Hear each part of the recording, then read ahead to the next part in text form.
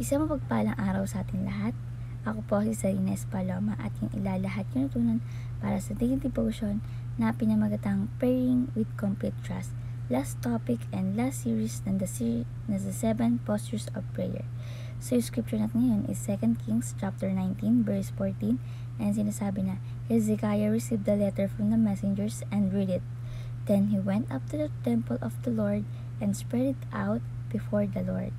So sa Tagalog, makuha ni Hezekiah ang sulat mula sa mensahero, binasa niya ito, pumunta siya sa templo ng Panginoon at inilapag ang sulat ng presensya ng Panginoon. So, yung scripture po natin ngayon, ay yung application po natin ngayon is number 1, there is only one living God. So, meaning to say, ang Diyos lamang ang tunay at buhay na Diyos. Ang lumikha ng lahat ng bagay, siya ang nag-create creation, at siya mapangyarihan sa lahat at wala nang iba maliban sa ating Panginoon Diyos. So there is only one living God. Number 2, the Almighty God is the apex of hope.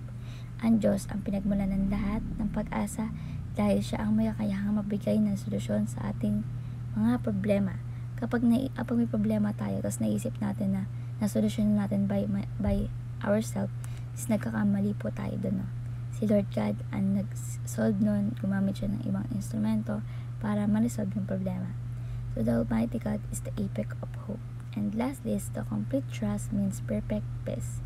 So meaning to say, kapag buo yung pagtitiwala natin sa ating Panginoon Diyos, nagkakaroon tayo ng kapayapaan, no?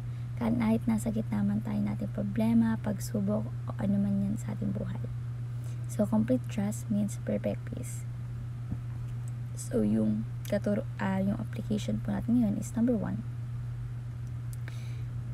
present the death threat before God. So may sinasabi dito na ibigay natin sa Diyos lahat ng mga alalahanin sa buhay, lahat ng takot, lahat ng problema, lahat ng pagsubok, kabilang na yung mga malaking pagsubok, di ba?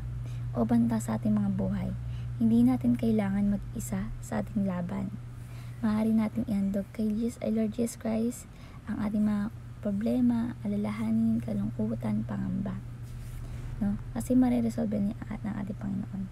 Halimbawa na lang kung may sakit na malubha or banta sa ating mga buhay, ipagdasal ito agad kay Lord Jesus Christ at humingi tayo sa Kanya ng tulong at protection. Hindi naman madamot si Jesus Christ para hindi niya ibigay sa atin ito. So let's present the death threat before God. Number 2, pray to God for He alone is our hope.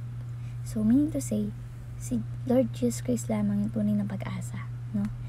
Ang tanging natin gawin is magdasal at humingi ng tulong, gabay, lakas mula sa ating Panginoon Diyos, sapagkat siya lang may kayang magbigay ng solusyon sa lahat ng ating problema or sitwasyon. Halimbawa, kung nahihirapan tayo sa buhay, no?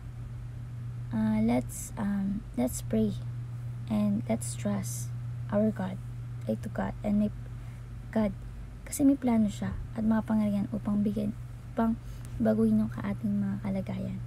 No, kapag wag tayong mag-rely sa sarili nating plano. Kasi kapag nag-rely tayo sa sarili nating plano, wala yan eh. No, hindi tayo magtatagumpay diyan. Dapat sa ating Panginoon tayo mag-rely sa plano ni Lord kasi the best yan. No, wala nang ibang makakapagpa-the best pa sa plano kundi si Lord God lang. So let's pray to God for He alone is our hope. And lastly is pursue perfect peace through complete trust. So sinasabi ito na magkaroon tayo ng ganap na pagtitiwala sa ating Panginoon Diyos upang maranasan natin yung tunay at nakakapayapaan.